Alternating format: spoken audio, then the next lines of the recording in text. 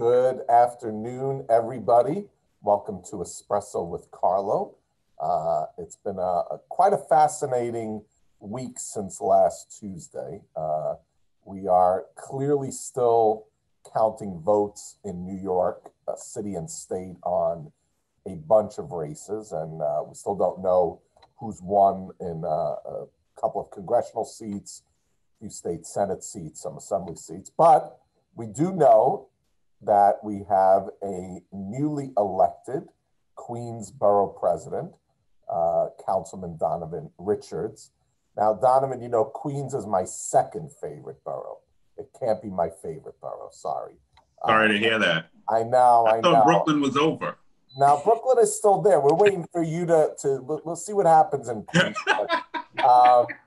So I know Donovan a long time. We go way back, and many years ago, I think it was post Superstorm Sandy, I was at the Brooklyn Chamber, and Councilman Richards really led and did some incredible work out in his district in Queens. And I remember spending some time with you out there, helping the small businesses in your district recover and understand what was available to them. And really, there's so much I could say about Donovan, but I wanted to share that moment because I knew that day that this was someone who was committed to the community, the residents, and the small businesses in his district. Obviously, elected Queensborough president last week. It's an exciting time, and I'm gonna turn it over to you, Donovan, to talk a little bit, and then we'll do some Q&A and have a little fun today. So my pleasure to introduce the newly elected Borough President-elect Donovan Richards. Thank you so much, Carlo, and what an honor to be here. And first, let me thank your members and everybody on. I know it's been a really tough time for each and every one of us as we try to navigate through this pandemic, the impact it's had on businesses, small businesses, on our health, on food insecurity. You know, these are the issues we all are confronted with, and I know I will be confronted with in a big way, being that Queens was the epicenter of this pandemic. You know, my community in the Rockaways, I lost over 1,000 constituents to COVID-19. A lot of folks I knew from the beginning of my career, people who helped build Queens, build our communities. So it's really been a tough time for all of us. But even through this tough time, similar to what we experienced during Hurricane Sandy, we've seen the greatness in people. We've seen people come together. I've seen my neighbors out, you know, ensuring that those who need food could be fed, those who need clothes on their back could be clothed. So we've also been able to really celebrate a lot of the tenacity and strength of Queens people who really just decided they were going to get up and do something even through these challenging times for others. So it's always good to hang our hat there and speak of people who are doing great work and thank them. You know, as we move into the future, there's still a lot of exciting projects that are in the hopper in Queens. You know, you think about the airports, both LaGuardia and JFK. You know, we have the proposed air train. We have Terminal 1 that by God's grace will get off the ground. And we're having some really early conversations with Rick Cotton at the Port Authority on some of these projects already. But really, you know, how do we dig ourselves out of these economic crises without growth, right? And we do need to ensure that there's responsible growth. I think even through Amazon, that there are some lessons that we can all learn from that. You know, how do we ensure that community-based planning is something that feels more ground up rather than top bottom, right? And I think coming in as borough president, you know, we've shown that we can do this. You look at downtown Far Rockaway, for instance, a place that was blighted for 40 years, where we were able to negotiate $288 million deal with the de Blasio administration, new infrastructure, new parks, new affordable housing with various incomes attached to it, new plazas. You go down to a $40 million library. You know, how do we reimagine our communities and the spaces we're in technically now that, you know, as you alluded to, your relationship to Brooklyn, although I know you have members in Manhattan, you know, Manhattan has long been, you know, thought of as the entire city, but now the outer boroughs are technically becoming cities amongst themselves. I anticipate a lot more growth from Long Island City down to Far Rockaway, where we're continuing to negotiate new deals even in the Rockaways. We have a project, Auburn East, nearly 80 acres of land that have sat desolate for almost 40 or 50 years that we are now starting the ULURP process around now. But we do have to re-envision, what does that community planning look like? And technically, we've accomplished that. You look at, I go back to downtown Far Rockaway, it's the one neighborhood rezoning that the de Blasio administration did that actually passed the community board, right? So that speaks to knowing how to put these pieces together. And really, even though there are voices out there who may not want to see growth, how do we still extend an olive branch to them?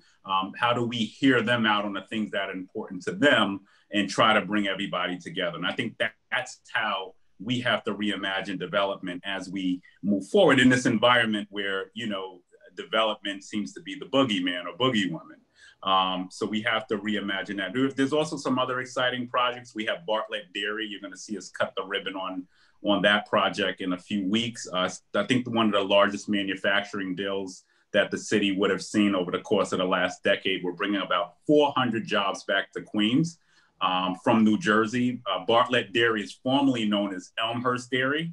So if you drink Starbucks, since we're doing cappuccinos today, you're drinking Bartlett Dairy's milk. And you may not know that, but they relocated to New Jersey, and we were able to ink a deal with the Economic Development Corporation to bring them back to Queens in my district. So that's going to be 400 union jobs. I think average pay scale somewhere around 86,000 a year. Not to mention the construction, not to mention, infrastructure investments in the community. I was able to bring in the second, I think, industrial business improvement district in the city. So they'll be paying into that as well. And that's one way of reinvigorating manufacturing around JFK. So there's really some exciting things going on in Queens. And there's still a whole lot more to do around healthcare and food insecurity. Public safety is on the tip of everybody's mind. And, we get into these conversations around policing and neighborhood policing and how do we keep communities safe. The number one way to do that is to make sure people have a job, right? If people are hungry, and people don't have the basic necessities around housing or anything, you're going to have challenges. So when you hear us talk about getting at the root causes of violence, one way to do that is to ensure that there is growth. And I'll just touch lastly, because I want to get to the Q&A. Queens is the most diverse place in the world. 200 countries represented here, over 190 languages spoken here. It's really an amazing borough. When I campaigned, I had I'm from Southeast Queens in the Rockaways. We get in Queens, we stay in our own little corners. But I'm telling you, the diversity of this borough is something that we should continue to celebrate, even as there are those who want to build walls. In Queens County, I want folks to know we build bridges. We're going to open up one of the first proposals is an immigrant welcome center here in Queens. I'm working with Assembly Member Catalina Cruz, who is the first Dreamer elected to the New York State Assembly. My dad, in this last election, for those of you who don't know the story, became a citizen last year. This was the first election he was actually able to vote in. And I'm a junior, he's senior. He was able to go in and strike my, cast his vote for me. And I had to do a little lobbying because I had some things to make up from my teenage years. But he voted for me ultimately. So, it's truly an amazing borough. It's a fascinating borough. And we got to work together to make sure we dig ourselves out of this pandemic. But more importantly, we need to address many of the things that got us here in the first place. And we can only do that by working together. Private-public partnerships are going to be key as we move forward. And, and I think we have a lot of work cut out, although I'm taking this optimistic view. But with a Biden administration, I'm at least confident that we may get some federal assistance eventually as Trump steps down. So thank you for having me. I could talk all day because I'm now a politician, but I look forward to the work ahead. Thank you. Well, we're very excited. you touched on a whole bunch of development and different things, and I'm going to get to that in a minute. But the one thing I know about you, and I really feel this, is that as someone who spent 5 years as chief of staff to a borough president in Brooklyn, uh, we all know Marty Markowitz, of course, who took the job of borough president, which, people say, it doesn't have a lot of teeth. Anyone who said that a borough president has no teeth should look at a Marty Markowitz or many others, by the way, who spent 12 years or 8 years with a lot of teeth. So, from what I can gather from you, Donovan, you will be putting a lot of teeth into this role. And I think you will make it into what Queens needs. And by the way, the city needs today. And it's, you mentioned it earlier that development is the boogeyman, right? And I represent an organization whose members, and there's many on today watching us, just build for people. So they're building schools and they're building housing, affordable housing, market rate housing. They're building the libraries that we go to. They're building the streets that we use, the subways that we use, the infrastructure, the water, the sewer. They're making it easy for us to get around town. And I think when you look at development, it is still the way in America that we get out of a crisis. We build, we put people to work, we create good paying jobs. Most of the people in construction today don't live in Manhattan. They live in Brooklyn and Queens and Staten Island and the Bronx. Most of the people in construction today don't look like me. They look like you. They're women, they're immigrants. It is a diverse industry that is just trying to put food on the table of their families. And I think what you said it right. We need to be in this together and we need to develop and get things done. And I think it is refreshing. And I know I've heard this from people all across the city, not just in Queens. It's refreshing that you ran for what I believe is still one of the greatest offices anywhere in America, and I really mean that. But you ran it as who you are. You didn't try and run away from things. You ran as Donovan Richards and your successes and your plans. And I can tell you that we are all very excited about it. And I should just mention, we have our chairwoman, Elizabeth Velez, who knows Queens very well because she does a lot of building out there. She's joined us. A lot of our board members are here, and we're excited. So let's talk about Queens. LaGuardia Airport, Kennedy Airport, the air train. Let's start with airports. I think our friends at the Port Authority would love to hear your thoughts on it. Obviously, we're big supporters of rebuilding JFK, finishing up the incredible work happening at LaGuardia. We support the air train. We think it's a critical piece of infrastructure. Give us some of your thoughts on airports and Queens. Well, I mean, listen, the airports are the gateway to the world, right? That we have here in Queens. You know, Queens, the second largest contributor to the economy of the city. And when you think of why, you know, we have thousands of people working at the airports, right? We have, you know, I mean, although the airline industry has taken a hit, you know, because of COVID-19, eventually people will start to travel again. So there's, you know, how do we move our goods, right? You know, it happens because of these two airports that we have.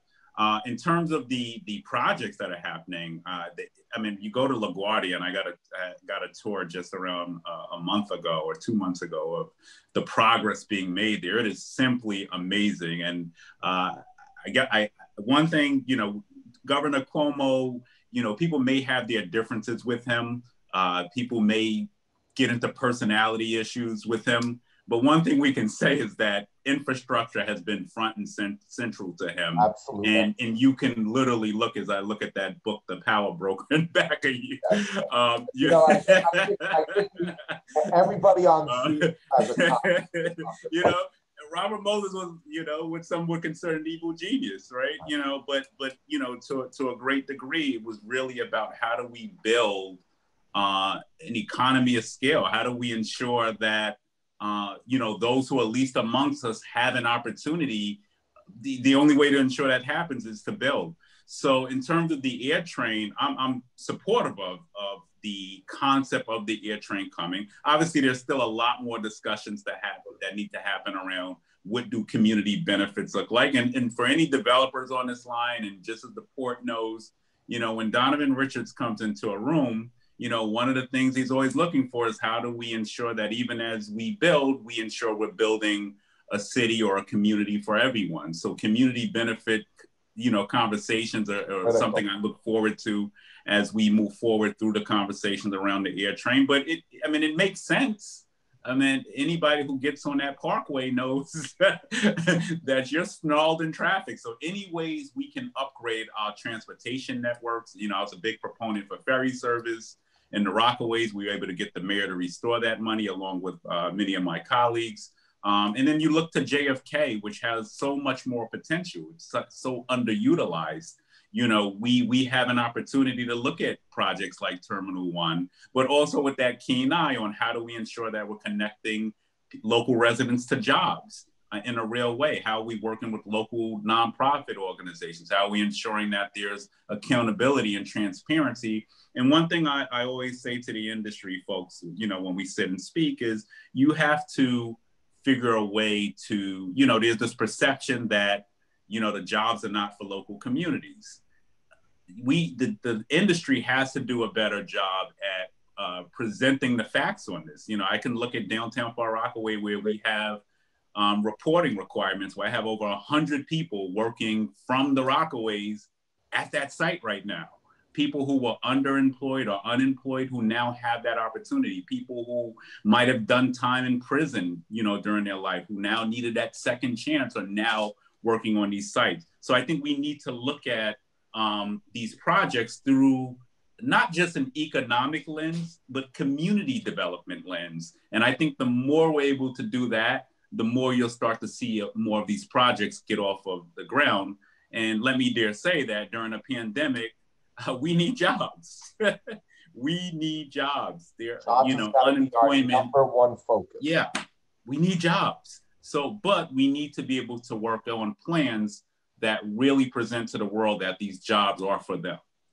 Agreed. Our chair, Elizabeth Velez, and I have an op-ed, I don't know if it was printed yesterday or today in Cranes, talking about MWBEs and how MWBE firms can really lead the way out of this pandemic and out of the crisis. If you look at School Construction Authority or DDC, many agencies, a lot of the MWBEs are getting their work through those agencies. So it's important that the city, and I'm glad you're going to be taking office, because it's critical that the city continue to fund the capital program and those agencies, because that's where a lot of the smaller firms are getting their work from. And if you cut those budgets, the MWB companies, contractors, architects, engineers, women-owned, minority-owned are going to go bankrupt. So very critical that we... Right, and we'll just talk about access to capital there. Yeah. Access to capital is critical. Even the way, these projects are cut out. I'm very happy for the work that the JFK Advisory Board has done. We were able to get, which is the first time in my life where I actually know a local restaurant who actually is going to get a concession at JFK from my local neighborhood, which is an amazing story in itself. So we need to do more of that. And I just want to touch quickly on small businesses, where we saw the city roll out this small business services grant, loans and grants program, where the outer boroughs did not get a significant portion of that funding. Coming off, I did pass some legislation about a month and a half ago that now requires the Department of Small Business Services to report where that funding is going, who's getting it, and to make sure that there's diversity in the conversation as well, in terms of who is getting funding and access to some of this funding. So those are all things critical as we move forward, holding agencies accountable, working alongside them, making sure that we're also doing, picking up some of the load as well. It's not good enough to say, well, we want MBEs. The office has to be out there ensuring that we're reaching these companies and people know that these opportunities are there. Absolutely. And you mentioned you got a tour of LaGuardia. I just have to give a shout out to Delta, because I think as an airline, Delta has proven that we can get this right for the airport, right, and the airline, but also for the community and the residents. So they're doing a great job. So let's move a little away from airports now. You live in a borough that was poised to have, one of the largest companies in America obviously set up shop. Didn't happen. I think we should all agree we need to move on from that, right? Not waste time analyzing that moment anymore. It's over. But now, how do we do better? And you have some incredible partners, and I'm not going to mention names because I'll forget some, but that have ideas for the waterfront, whether it's in Flushing, whether it's in Long Island City, Astoria, the Amazon site. There was a collection of some very diverse owners and developers that had a great plan to put people to work and create housing and schools and everything. And, the city just decided they weren't moving forward. Tell us what you're thinking about kind of that part of Queens. So I think one of the first things we're going to do, and you're going to see us start to release some of our transition team members in perhaps a week or so. But in the scope of development, one of the things I want to focus the energy of the office and is really beefing up that zoning, the zoning, having a zoning task force, but making sure that our land use division understands that we need to take more of an aggressive approach to looking at places around Queens that are ripe for development. Nobody wants to see homeless shelters, right? We always hear people say, well, we don't want homeless shelters in our communities. Well, the number one way to make sure that there aren't homeless shelters is to make sure that there's housing. But even as we think in terms of housing, how do we ensure that we don't make the mistakes of the past where we just simply built housing but didn't build the community around it, right? We didn't build the parks. We didn't think of the school seats. We didn't put in the proper infrastructure. I'm happy to have secured close to $2 billion in investment from the Department of Environmental Protection, thanks to the mayor when I chaired the Environmental Protection Committee. But that enabled us, to redevelop communities like downtown Far Rockaway because the infrastructure was getting put in, right? So I want to really, as we move forward, look at our community boards and tell each one of them, all 14 of our community boards, that you need to come back to us with places that you've identified that we can look at doing some development in. And I think we're going to take a very aggressive approach on that. And then, part of that should be looking at what are the things that have not historically been invested in. Now, I'm not crazy enough to sit on this line and say, I'm going to get unlimited money because we know we're in a deficit. But, those who fail to plan to fail, right? So I think just identifying and coming up with a concrete plan on where we should go as a borough, I think is the first thing we need to do. We can work with community stakeholders, CBOs, but we should push each and every one of our community boards to start there. And I think if we did that, what you will start to see, I think, because there, even though we're in this, this interesting space as we talk about development, there is a little truth in what opposition says, right? Like it feels like the communities are not really playing a central role in the planning. So we need to ensure that the community does feel like they do. And those who want to practice NIMBY, good luck. Those days, we can't afford NIMBYism, right? Everybody has to do their part. And when we do that, we build a stronger Queens. I agree. And, you mentioned the community boards. People forget that community boards are made up of community folks, people that live or work in the area or have a business. Community boards present every year their priorities list. It is important that the community boards really reflect the community and what are they looking for? What are their priorities? Because that is a way for people like you to really understand what each community needs. And obviously you'll get to a point, every community board member now in your borough, and that's a moment of change and excitement. And you have an opportunity to have the community boards reflect what the borough looks like, what the communities look like. Have you started thinking about community boards and planning processes, or you're still enjoying the glow of winning, huh? No, if you know me, I'm not resting on my laurels. I'm already thinking 3 steps ahead. And I really been giving some thought to, and there's always been this conversation around community boards and diversity in Queens, and there's some community boards that are simply behind. We also understand that community boards, you have a lot of voices on community boards, a lot of people who come from different lived experiences.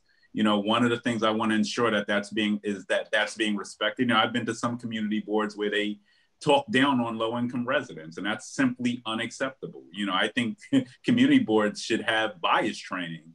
Every individual should understand that when they take that oath to represent their community, that it's not just about themselves and their own lived experience. It's about the entire neighborhood.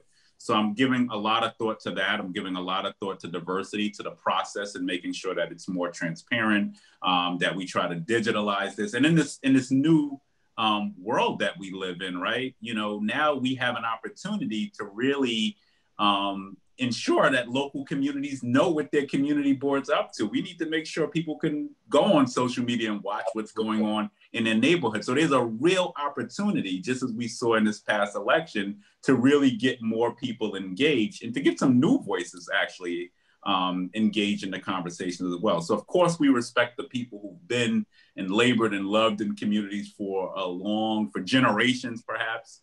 But there are also opportunities here, I think, to present a new vision, to reinvigorate community boards, to let a lot of communities don't even understand or value or know that they have a community board that they can go to.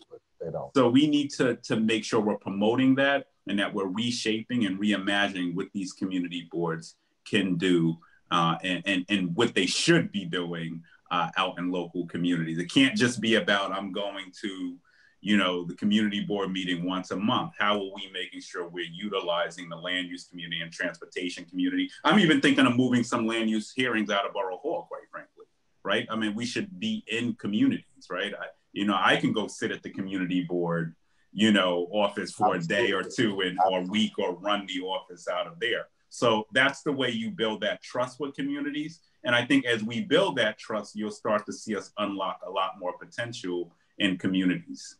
Agreed. So let's move to Sunnyside Yards.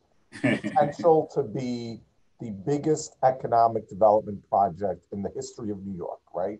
Yep. Over several hundred acres, great transit, it's got everything going for it, other than it's a big hole. So have you done some thinking about it? I know the De Blasio I sit on the task force. Right. I know the de Blasio administration had given some thought, and one of the things I liked that I heard was they were talking about 100% affordability there, although they didn't really. I never thought they got into the conversation of how they're going to pay for it. But I think like many other communities, we got to think about what are the needs there now, right? And I think it's very important not to just particularly look at the site, but look at the community surrounding the site. So for instance, Queensbridge Houses is not too far away, right? Like we have a lot of public housing development central, may not be particularly in that site, but who are in that geography that we need to think about. How are we ensuring that even as we think of Sunnyside, how are we maximizing opportunities to fix perhaps some of the issues that persisted in these communities as well. So I think what you're going to hear, and I've started to work with and talk with a lot of different individuals from those specific neighborhoods, it's the same conversation: jobs, school seats, transportation, parks, plazas, open space. What are we doing? Will this put pressures on small businesses? How do we provide an opportunity for them? How do we think about business incubator space? Many of us will not return to Manhattan, right? A lot of people will be working from their kitchens, perhaps for the next decade as even the workforce is reimagined. So how do we think about finding creative and utilizing, development to and I'm lucky today. My son is in school, right? My wife and I both are working. I'm in the kitchen today. But there could be an opportunity where even if my son is home, perhaps my wife can go out to a central location to work where she can eat and run her business, you know, do her business out of, right? So we need to think about how do we reimagine the landscape in this post-pandemic world. And I think Sunnyside Yards presents a huge opportunity to do that. Infrastructure investment, you know, how are we going to get it paid for? I think is the big question mark. But I think where there's a will, there's a way. There's always money. I don't like when people say there's no money. There's always money. We just have to find it. No, the old joke, right? If you wait till you have money to get married, you're never going to get married. If you wait to have money to buy a house, you'll never buy a house. If you wait for money to have a kid, you'll never have a kid. I can go on. There's money out there. We got to figure it out. And sometimes you just got to get things done and the money will follow. So we're with and maybe even in this project thinking of phasing it, you know, I mean, I have, so we're redeveloping what is called the Peninsula site in the Rockaways. And it's about 2,000 units of affordable housing. I think a little bit over 150,000 square feet of retail, you know, 40 or 50,000 square feet of community facility space. And, you know, one of the things we thought of even in this environment is how do we phase this in a way where the city could perhaps pick up the first phase. And I believe the ARCA company just closed on that first site. That's going to be the largest private rezoning under the de Blasio administration. And we were able to maximize that opportunity, you know, community center space, school seats that'll eventually be activated, new commercial in a place that sorely needed it, right? You know, so the opportunities lie there. And, you know, there was some pushback. I don't want to lie. You know, people were like, well, it's density. And, you know, one of the things I said, well, density helps pay for all the things you want as well, right? You know, the city is not throwing cash at us necessarily. So how do we leverage, you know, the public-private opportunity and achieve many of the policy goals that we have set out that we wanted to fix for a long time in these communities. So Sunnyside absolutely presents that opportunity. And I look forward to being at the forefront of that conversation. I love it. So we have a couple questions. I'm going to read this one because it's a good one. As a budding entrepreneur who registered my business this year, despite the economic downturn, how do I access grants? This is an educational service that's for profit. That's a good question for the Department of Small Business Services. And I know that they do have some programs. I believe LISC, actually, they just partnered with LISC on a new initiative. Although I think they are focusing on the areas that were hit hardest by COVID first for that grant money. But, you know, I don't want to say that there's unlimited money and lie to you on this line. But one of the things we are going to be looking at is how do we, with these companies who are coming in, and Amazon, listen, is still, you know, they're still building out warehouses here in Queens, right? You know, so how do we speak to some of the corporate players in the borough and come up with some unique programs, and that's what's on the tip of my mind, that can, you know, give you access to grant money, right? So I don't think we need to necessarily just rely on public funding, but how do we leverage these opportunities with larger corporations who are still going to come here. So I think that's something I'm thinking and speaking to a lot of these corporations as well. You might have saw Steve Cohen just closed on the New York Mets. Yes. And rightfully so. You know, I know the mayor got beat up, but he leveraged some of that opportunity, I think, to come up with a $16 or $20 million fund for small businesses, right? So that's what we have to do in these positions. And I'm happy that deal happened, but it is about leveraging those opportunities to make sure we can fulfill programs like something you're talking about. I agree. And obviously you have a great Chamber of Commerce in Queens. Yes. Phenomenal. And check in, whoever asked that question, also check in with the, Michelle, check in with the Queens Chamber of Commerce as well. You know, you mentioned the Mets. I will admit I am a Yankee fan, but it's okay. Because you do have a great stadium, I will say. Citi Field is a great place. Talk a little bit about, are we going to jumpstart the development, Willets Point, and everything around Citi Field and that whole area? What's happening with that? Yeah, I think it's moving, and I think I was briefed on the plan maybe just a few weeks ago, and it seems to be some movement. And, there's a real opportunity there. I know, something that was important to Francisco Moya, who I'll be working closely with, was like the soccer stadium coming to Queens. Every time I see Councilman Moya, it's always about soccer. So I'm Italian. We share our love for soccer, so I get it. I had a Barcelona sweatshirt on this morning, jogging a little bit, or fast walking, I guess you could call it. I'm more of a every time I put that Barcelona sweatshirt on. So no, I think there's a real opportunity there. I look forward to working with the administration. I do think you'll see some movement on it in the near future. Great. I know you're busy and we're going to jump off soon, but again, as someone who spent a good chunk of time at a borough president's office and helping to lead the borough, I've learned that every borough president comes in with his or her priorities because you can't do everything, yep. Right?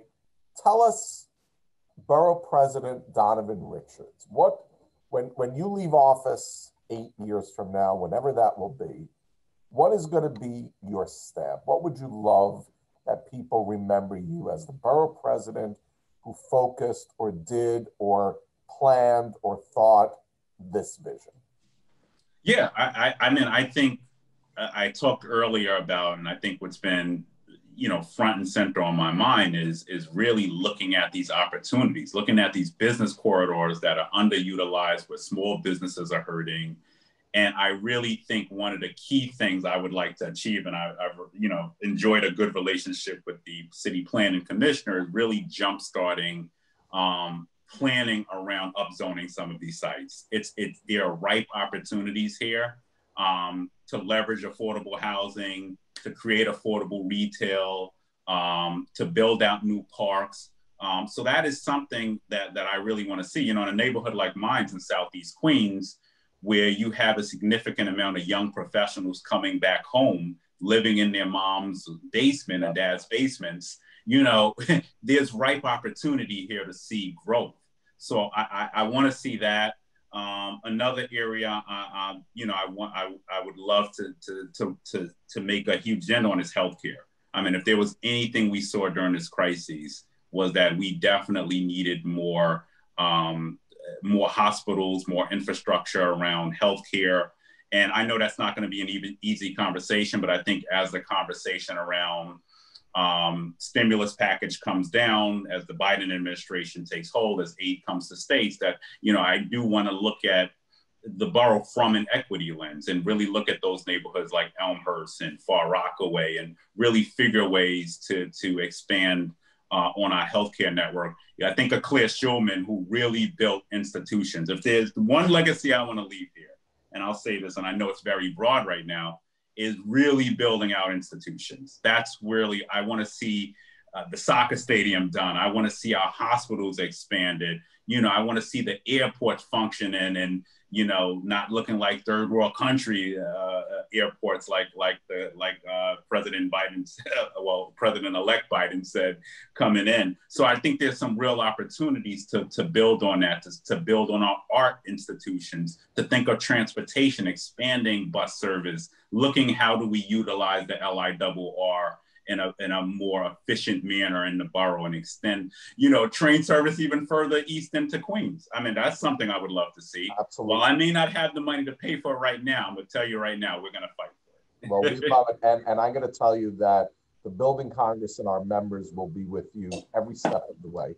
And I would be remiss, you mentioned Claire Schulman, obviously a legend in New York government and politics, someone that we all adored. And, we learned a long time ago that when Claire said to do something or asked for something, you just said, yes, Madam Borough President, whatever you want. I think that was, and she passed away very recently. Yeah, and Archie Spigner today will be heading to his funeral in a little while. Some legends in New York City, and it's now up to all of us to continue that and set the road for the next generation. Tell us about COVID quarantining and your time at home. How did it go with your son? And oh man, home, and your son's about 8 years old. Four. He's still a baby. Where do I start? Well, he's doing blended learning, which has really worked out exceptionally well. Don't let anybody tell you that the New York City school system is not functioning. I can tell you that his school has done a really good job, and not because I'm the borough president-elect or because I'm the council member or anything of that nature. You know, they've really done a great job with the kids. You know, I was in the midst of a campaign governing.